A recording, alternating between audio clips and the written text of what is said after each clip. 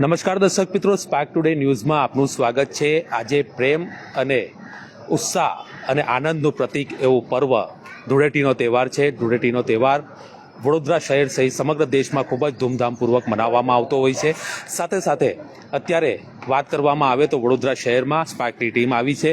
ચંદ્રકાંત શ્રીવાસ્તવ જેઓ વિપક્ષના નેતા છે અને તેમના નિવાસસ્થાને આવી છે। નિવાસસ્થાને તેઓના દર વખતે ખૂબ જ હર્ષોલ્લાસ સાથે, આનંદ સાથે પરિવારજનો હોય, મિત્રો હોય, સ્નેહીજનો હોય, મોટી સંખ્યામાં ઉપસ્થિત થતા હોય છે અને આ પર્વને માણતા હોય છે।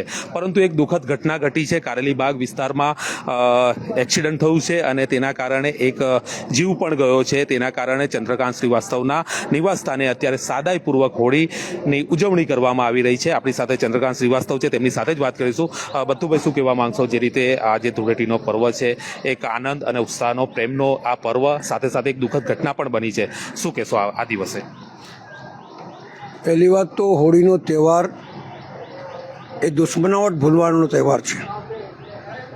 ગળે મળી અનેક રંગો સાથે એક રંગમાં મળી જવું, મારું માનવું છે કે આ તહેવાર હર્ષ અને ઉલ્લાસનો છે। એટલા જ માટે દર વર્ષે મારા સ્નેહીઓ, અમારા સગાવાલા, અમારા મિત્રો બધા આવે છે અને હર્ષો ઉલ્લાસથી મને છે। પણ કાલ રાતની ઘટના કારેલીબાગની અંદર એ હચમચાઈ દે। નિર્દોષ માણસ જતા હોય એના ઉપર તમે ગાડી ચડાવી દો, 7 માણસ પડી જાય, એકની મૃત્યુ થઈ છે, એક એમના પતિ એકદમ સિરિયસ છે, પેલી દીકરી હેમાંગની અને પૂરવ એમના પતિ એમના સિરિયસ છે, બીજા 4-5 જણને બીજા હોસ્પિટલમાં લઈ ગયા છે, એમની તબિયત શું હશે શું નહીં। સવાલ એટલો છે કે આ દુઃખમાં સહભાગી થવા માટે અમે અમારો પ્રોગ્રામ પોસ્ટપોન રાખ્યો છે કે આ વડોદરા શહેરને લાંછનરૂપ આ ઘટના છે। નશામાં ચકચૂર ડ્રગ્સવાળો વ્યક્તિ કોઈના ઉપર ગાડી ચડાવી દે તો એનો મતલબ એ થયો કે ડ્રગ્સ વેચાય છે, દારૂ વેચાય છે અને પોતે કબૂલ કરે છે। દરેક બાબતની અંદર આપણે પોલીસને દોષી માનીએ છીએ। હું એવું માનું છું કે પોલીસ કેમ વારે ઘડીએ રેલીઓ કાઢો, ગાડી ઘડીએ બંદોબસ્ત માંગો, વારે ઘડીએ કંઈ ને કંઈ છકલા થયા કરે અને એમાં પોલીસને વારે ઘડીએ દોડવું પડે। સત્તા પર બેઠેલા લોકોને પૂછવા માગું છું કે પોલીસને ફોર્સ આપો, એને બળ પ્રદાન કરો। કોઈ બી ગુનેગાર પકડે તો વચ્ચે બોલો નહીં કે આ મારો છે ને તારો છે। જે રીતે આ લોકોને પ્રોટેક્શન મળતું ગયું તેમ તેમ ક્રાઇમ વધતું ગયું છે શહેરની અંદર। તમે જુઓ, ચોરીઓ, ધાડ, આત્મહત્યા અને આ રીતે એક્સિડન્ટો। આ જ કારેલીબાગના લોકો છેલ્લા 4-5 વર્ષથી બરાબર કહેતા આવ્યા છે કે ભાઈ અહીંયા એક્સિડન્ટ થાય છે અને 4-5 માણસ મરી બી ગયા છે। જે વખતે થાય તે વખતે થોડીક દિવસ બંદોબસ્ત ચાલે ને પછી જેસે તે વેસે। પાકો નિર્ણય કરવા માટે સત્તા પર બેઠેલા લોકો, જે ડિપાર્ટમેન્ટ આની રક્ષા કરે છે, કારણ કે પોલીસની ફરજ છે કે જાન માલ કી રક્ષા કરના એ પોલીસની પ્રથમ ફરજ છે, અને તોય છતાં એમના હાથ કાંડા તમે કાપી નાખો તે શું કરવાનો છે? કોઈ વચ્ચે ઇન્ટરફિયર ના થાય, ગુનેગારને ગુનેગારની રીતે એમને ટ્રીટ કરવા દો, નહીં તો આ શહેરની અંદર લોકો રહી નહીં શકે। આજે બી પરિસ્થિતિ સર્જન એવી જ થઈ ગઈ છે। ઘર મૂકીને કંઈ બહાર જાય તો ચોરી થઈ જાય, ધાડ થઈ જાય, લૂંટ થઈ જાય। આ જો બંધ કરવું હોય ને તો કોઈના ટેકામાં ના ઉભા રહો। ગુનેગારને ગુનેગારની રીતે પોલીસ ડિપાર્ટમેન્ટને ટ્રીટ કરવા દો અને આ શહેરમાં શાંતિ સ્થપાવી દો, એવું મારું સ્પષ્ટ માનવું છે। સત્તા પર બેસીને તમે જો કબૂલ કરતા હોય કે ડ્રગ્સમાં લઈને ફરે છે ને પીએ છે, હું તમારો નહીં, તમે બધા ભેગા મળીને એક નિર્ણય પર આપણે આવવું જોઈએ કે આ શહેરની અંદર ક્રાઇમ ના થાય તેવી વ્યવસ્થા થાય।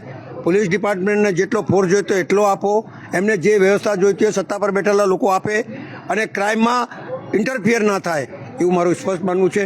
આ જે ઘટના બની છે એ તમામ પરિવારને મારી સહાનુભૂતિ છે।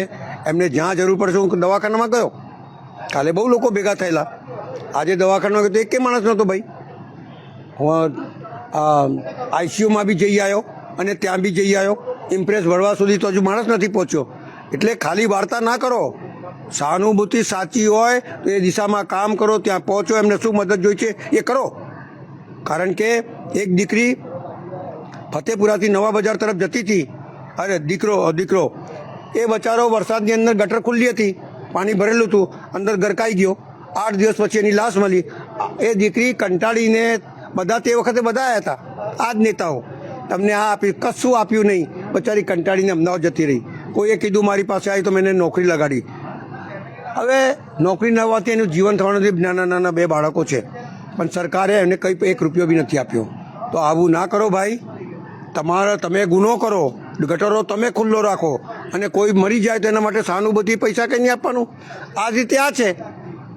રસ્તા પર નિર્દોષ બેન ચાલતા હોય, માણસો ચાલતા હોય, પાછળથી ડ્રગ્સ લીધેલો માણસ, દારૂ પીધેલો માણસ એક્સિડન્ટ કરી દે અને તાકાતથી બહાર ઉતરે અને દાદાગીરી કરે, આ પ્રમાણેનું તંત્ર ચલાવવાનું છે.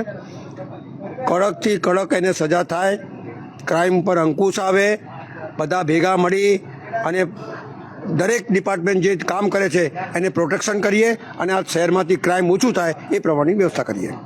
ચોક્કસ ચંદ્રકાંત શ્રીવાસ્તવ આ દુઃખદ ઘટનાને વખોડી રહ્યા છે, સાથે સાથે સહાનુભૂતિ પણ જે પરિવાર છે તેની પ્રત્યે વ્યક્ત કરી રહ્યા છે. અત્યારે આપ જોઈ શકો છો, દર વખતે અહીંયા ખૂબ જ ધામધૂમપૂર્વક હોળીનો તહેવાર મનાવવામાં આવતો હોય છે.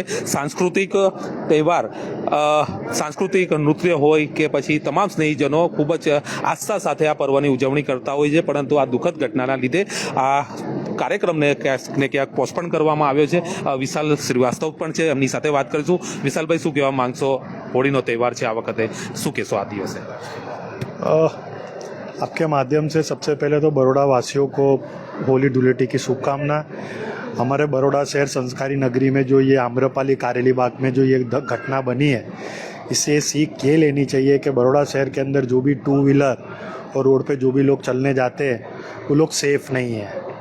मेरा ट्रैफिक पुलिस और पुलिस कमिश्नर से ये कहना चाहता हूँ कि बड़ौदा शहर के अंदर इस टाइप की जो घटना हो रही है, ओवर स्पीडिंग की वजह से, डंपर की वजह से, हैवी व्हीकल की वजह से, इस पर कब अंकुश लगेगा? आज हमारे फैमिली के, हमारे जो भी हमारे नियर डियर भाईबंद जब भी यहाँ से 2 व्हीलर लेके निकलते तो हम लोग को कोई चिंता रहती है कि इनका एक्सीडेंट ना हो जाए. ये जो भी घटना है बहुत शर्मजनक है. आज जो ये हमारे बड़ौदा शहर का माहौल, जो त्यौहार का माहौल है वो पूरा है ही नहीं, ऐसा समझो. सबको लागनी, सबको दुख है. आपके माध्यम से मैं traffic police commissioner, home minister, यहाँ के चुटाइले प्रतिनिधि से मैं कहना चाहता हूँ कि बड़ौदा शहर के अंदर जो भी ओवर स्पीडिंग, बड़े डंपर, रेती के डंपर, हैवी जो बसेस है, इन पे अंकुश लगाया जाए. क्योंकि आज जो जिस परिवार ने अपने फैमिली को जो भी उनका जीव गुमाया है, कल आप और हमारे में से भी कोई हो सकते हैं. तो तंत्र से यही एक नम्र विनंती हाथ जोड़ के कि भाई अंकुश लगाया जाए और कड़क कानून लाया जाए कि ऐसा कोई भी करने से पहले डरे. आपके माध्यम से फिर भी होली और धुलेटी की गुजरात और हमारे बड़ौदा शहर की खूब खूब शुभकामनाएं. ચોક્કસ. તો અત્યારે જે દુઃખ વ્યક્ત કરવામાં આવી રહ્યું છે અને ગુહાર લગાવવામાં આવી રહી છે કે જે રીતે આ દુઃખદ ઘટના ઘટી છે, ક્યાંક ને ક્યાંક રાજનેતા હોય, પોલીસ હોય, તમામ જે પ્રશાસન હોય તે પ્રશાસને કડકાઈથી કામ લેવું જોઈએ અને આવી ઘટનાઓ ફરીવાર ન બને, વડોદરા શહેર સહિત સમગ્ર ભારત દેશમાં ન બને તે માટે ચોક્કસ કાનૂન લાવવો જોઈએ અને ચોક્કસ પ્રકારના પગલાં લેવા જોઈએ. અત્યારે ચંદ્રકાંત શ્રીવાસ્તવના ઘરે આપ જોઈ શકો છો કે મિત્ર મંડળ, સ્નેહીજનો પહોંચ્યા છે. સાદાઈથી આ પર્વની ઉજવણી કરવામાં આવી રહી છે અને આ જે દુઃખદ ઘટના ઘટી છે તેના પ્રત્યે દુઃખ પણ વ્યક્ત કરવામાં આવી રહ્યું છે. Paresh Makwana, spark today news, Vadodara.